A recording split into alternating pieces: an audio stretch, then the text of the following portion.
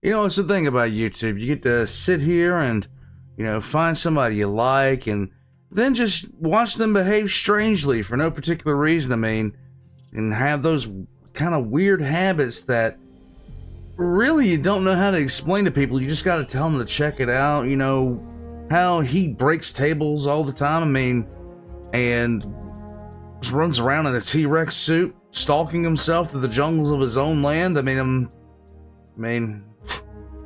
that's definitely weird. I'm glad I don't have any weird habits like that. You know?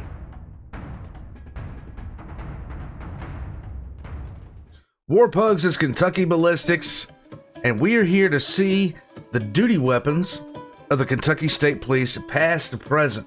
So, I am already expecting to see a multitude of different weapons, mostly in, of course, a small caliber, 45 or less, sorry. I don't know too much about what they're carrying, what they were carrying in the 70s and 60s, but I'm pretty sure that most of them were carrying revolvers prior to the 50s. And probably probably 44s, if I'm, right about that. I'm probably wrong, who knows, but 9mm is most definitely the par for the course these days with most law enforcement. So we're going to jump right into this. I could be entirely wrong. I probably am entirely wrong, but this is, you guys don't watch me because I'm a genius. You watch me because I'm a moron. That's how it goes. We know this, you know this, I know this. And I pointed in the wrong direction. That says, I'm shutting up. All of Kentucky Ballistics links in the description below. I now recognize this forest around him because I have a lot of forest like that around me right now. One of these days, I'm going to be able to get up and go do something in the forest. That'll be nice. Until then, more pugs. Let's watch. Let's enjoy. Like, subscribe. Check the links in the description below. Let's get into it. Oh, God. Guess what, Scott? You're under arrest. Since when are you a state trooper? Since I found this hat at my local thrift shop. Just because you found a hat does not mean you're a state trooper, Scooter. You will not talk to me like that. I am now a gray god, and you will respect my authority. You are under arrest. Oh, yeah? For what? For making stupid videos. Well, I'd be doing life. You do have a point. But you gotta catch me first. Hey! You get back here, you big stupid! Come here! Ha-ha, Scooter, stop resisting! Stop resisting! Quit! Hey! Don't twist! No! State trooper! More like a state pooper! Hey, come back! They didn't give me any keys for these! God! It's not funny anymore!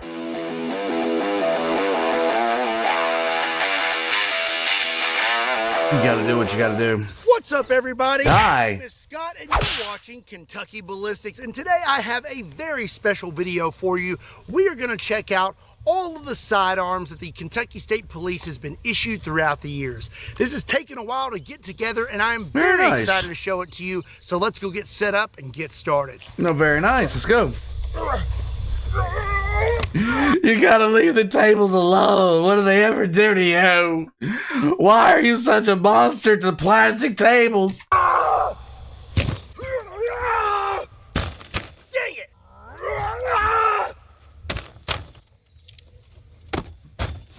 He's already broke it.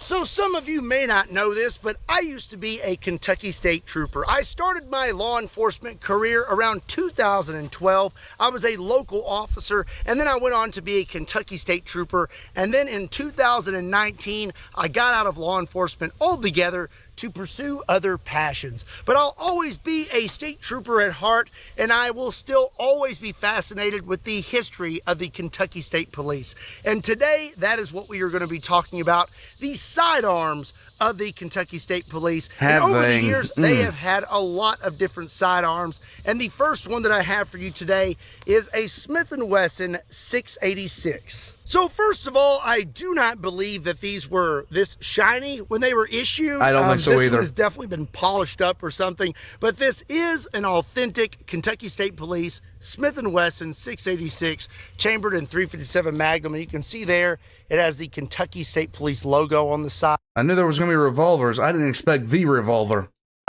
This thing has a 4-inch barrel and holds 6 rounds and is absolutely beautiful. So beautiful that I probably will not shoot this gun today. It's going to have a stunt double. I really don't want to get this thing dirty. From what I understand, Understandable, this my guy. was the issued firearm for the Kentucky State Police up until about 1990, and then they switched to a semi-automatic.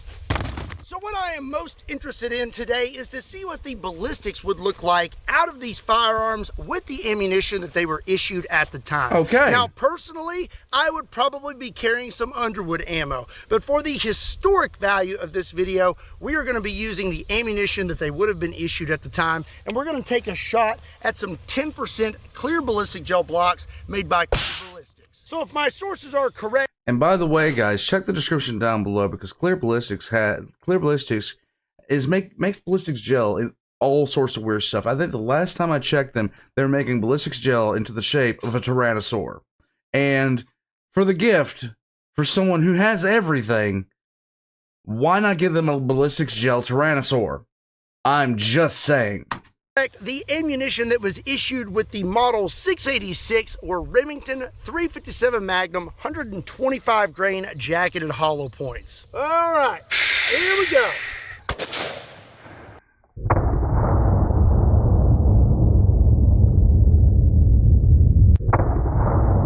Oof. That thing stopped? Well, for one, it is very hot today, and this gel is melting to this table. Let's take a look. Oh my goodness. You stop in the first block. Oh, look at this here. Oh man. We actually had quite a bit of expansion, and that is a pretty good wound channel, and we continued on almost through the entire 16-inch block. I still think, and I really do think this, that he should put these ballistics gel things online and sell them, because we make art out of weirder stuff, and this would be actually just interesting for anybody. I'm just saying. There we go. That is not too bad. There is not much left of that round, and that is because we delivered a lot of energy, and it looks like a lot of that round broke up in the first bit of that block. Mm-hmm.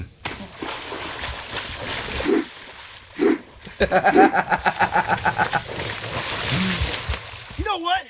I love my 511 backpack. Nice. But you know what I don't love about it? What? It doesn't have an American flag patch. But that's okay, because right now you can celebrate the Stars and Stripes and get a free USA flag patch when you purchase any 511 bag. Nice. This is online or in store, and it's good until July 15th. Get them while supplies last. Use my Well, I suck, don't I, guys? I completely suck. link in the description down below. Buy any bag and get a US flag. Again, a big thank you to 511 for sponsoring today's video. Now let's get back to it. Sorry? Just missed it? My bad? 511 will still be in the description below, guys. So the Kentucky State Police carried the 686 up until about 1990, and then they switched to a semi-automatic handgun. And the one they picked was a Smith & Wesson 1076. And this thing is pretty ridiculous because it's chambered in 10 millimeter. This particular firearm does not have the KSP markings. I have had a very hard time finding an official Kentucky State Police 1076. Apparently, they're an absolute unicorn. But this is what they would have been carrying. It just does not have the markings. This has a 4.25-inch barrel and holds 9 rounds of 10 millimeter. So my firearm does not have the KSP logo on it, but the ammunition I have today does. This is an original box of 10 millimeter that KSP was issued when they were carrying the 1076. This is master cartridge. And you can see on the side here, you have the KSP logo, and this is 10 millimeter auto. So well, there you these go. are 180 grain gold dot hollow points. And on the back here, you can see that it says KSP 10 millimeter auto. I know most people would probably... I didn't know they did guns like... I didn't know they did ammo like that. I really did not know they did ammo like that. But you learn something new every day. And God, I learn a lot from these channels. Never shoot this because this is 50 rounds of original ammunition, but I am very excited to see how these perform. All right, here we go. Ooh. That did a little bit better. No, about the same, about the same. I think. Oh, it actually did. Okay. He's gonna be able to pluck that round right out. Looks like we made it through the entire first block, and then we stopped in the second block. Looks like we made it into that block just about an inch, and then the round got sucked back out there. And it expanded really well. Check that out.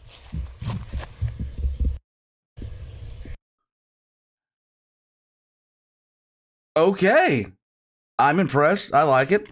We definitely had some good energy transfer, but we also had a lot of penetration. So from the looks of this test, I would say that the model 1076 would have been a good swap because you had more rounds and better performance. So KSP carried the model 1076 from 1990 to about the early 2000s. And around that time, they went from Smith & Wesson to Glock. They swapped to a Glock 35 chambered in 40 Smith & Wesson. So this Gen 4 Glock 35 is very special to me because this was my actual duty weapon when I was KSP. I was issued this in the academy and I carried this one the majority of my career.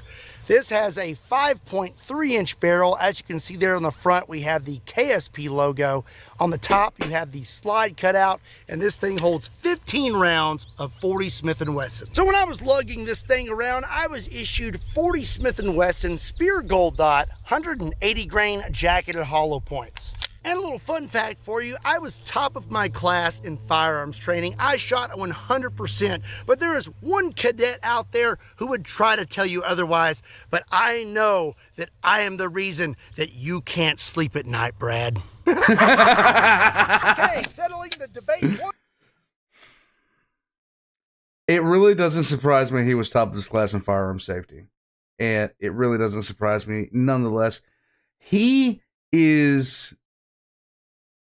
not only for me, he is not just entertaining, it's very educational, it's very fun to watch him, but at the same time, you can tell he takes this so seriously. And you can tell you can tell, even though he, puts on a performance like this, you can tell that the safety is important to him. And that's why I really, really enjoy him. I wouldn't want to sit there and watch somebody that didn't take their own safety and the safety of others seriously. And quite literally, I mean, the accident that he had, everything else that he's been through, my hat's off to him. Honestly, it's been a privilege to know about this channel. It really has been. And you guys introduced me, and I can't thank you guys enough. But, yeah, let's get back into it. But I did have to say that coming in top of your class, coming in top of the class when somebody has kind of a heated rivalry with you is kind of fun, Eric. Once and for all, 40 Smith & Wesson versus 10 mil.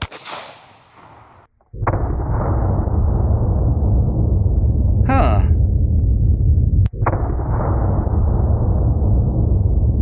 Huh. Oh, would you look at that? Not nearly the amount of penetration. The 10 millimeter went a little bit further than the 40 Smith & Wesson, but we still had really good performance. So we have 10 mil right here, and then this is the 40 Smith & Wesson. They are very, very similar. Oh, that's actually... it's looking pretty good. Yeah, that expanded real nicely. Mm-hmm.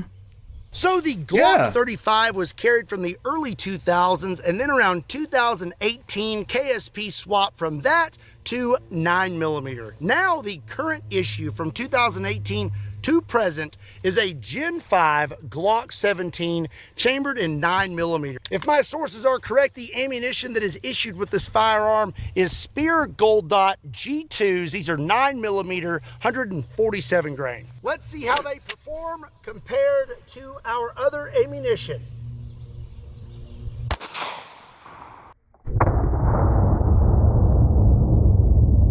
Actually has more penetration, it seems like. Yep. More penetration. Wow. Okay.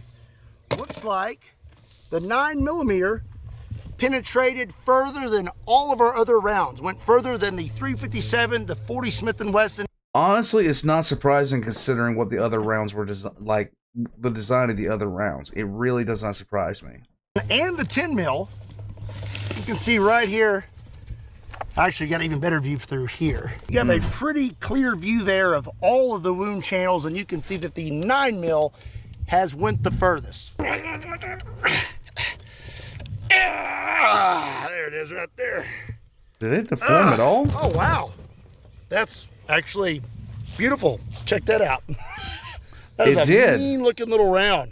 So yeah, I would it is. argue that the 357 Magnum and the 10mm are probably going to be delivering a more energy, but it looks like the 9mm wins when it comes to penetration. So that was all the KSP sidearms that were issued and are currently issued. And when it comes to duty weapons, most agencies are packing Glocks, Smith & Wessons, SIGs, and things like that. Right. But some agencies have been trying out something that's a little more slick. This is a Staccato 2011P. From what I understand, around 1,600 agencies have swapped to these, and I can see why. This thing is smooth as butter and basically has every bell and whistle you can think of. You have a complete metal frame and slide. You have a flared mag well, a bull barrel. It's optics ready. There are so many things to talk about on this gun that I just don't have time to. And honestly, I don't want to because I've never shot one of these before, and I just want to get right to that.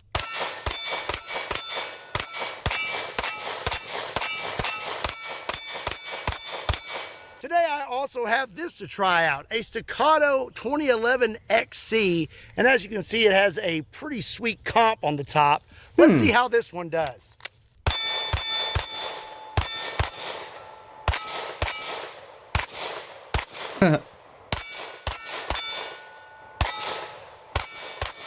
So nice. Today I have tested out 357 Magnum, 9mm, 40 Smith & Wesson, and 10mm. I have to say, I really like 10mm, and if I had to pick a 9mm, I would want something that is extra large. So next I'm going to try out this Staccato 2011 XL. This thing also has all the bells and whistles, but it's just a little bit bulkier. Okay.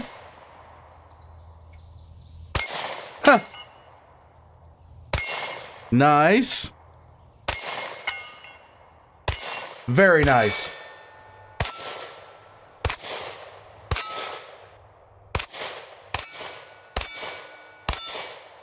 Nice. The only problem with this gun is it doesn't have unlimited ammo. So all jokes aside, if I was gonna start the Kentucky Ballistics Law Enforcement Agency and I had to pick a firearm for my sidearm, you know, I'd probably have to go with a 500 Magnum.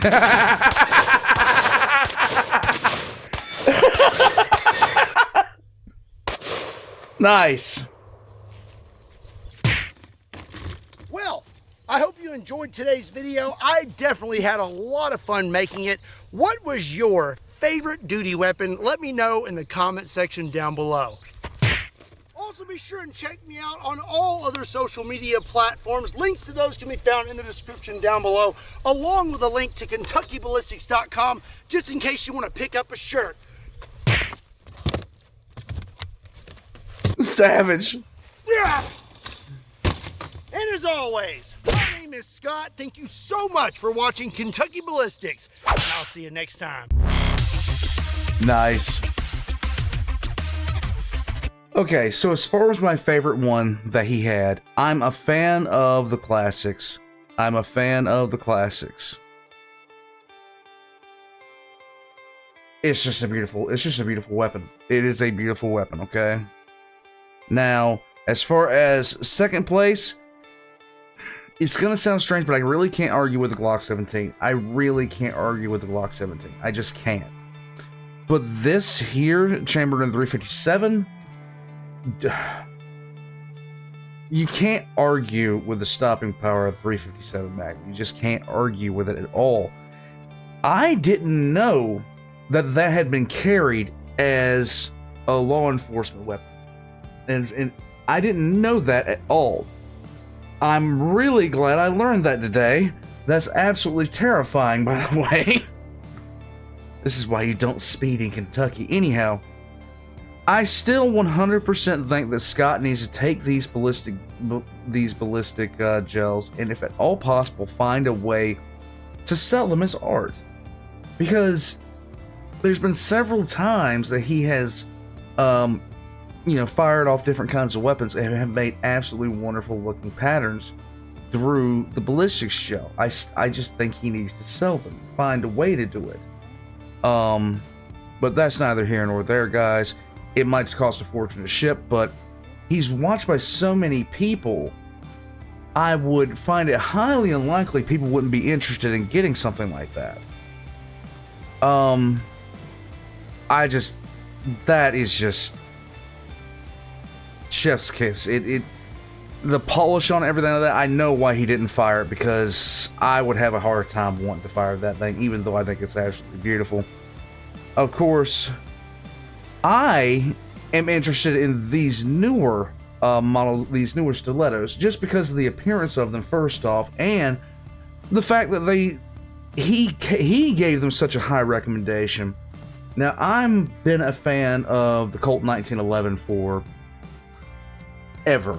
Okay, Colt 1911 is probably, well, if you gave me a choice and asked me to just go and pick up a weapon, just flat out pick up a weapon that I liked the look of, like the feel of, recoil of, all that other kind of stuff, 1911 would be the way I'd go, but I'd be willing to give that a shot. Guys, Kentucky Ballistics is one of my favorite channels, flat out, since you guys have introduced me. It says a lot that it's wholesome, strangely enough, okay? I'm just saying, and it's enjoyable. And you learn a lot from him. I know a little bit about guns, and I mean a little bit about guns. I don't know, when he starts going into grains and things like that, all I know is number, make, almond, and brain spark happy. That's all I know. So, and that's good enough for me, okay?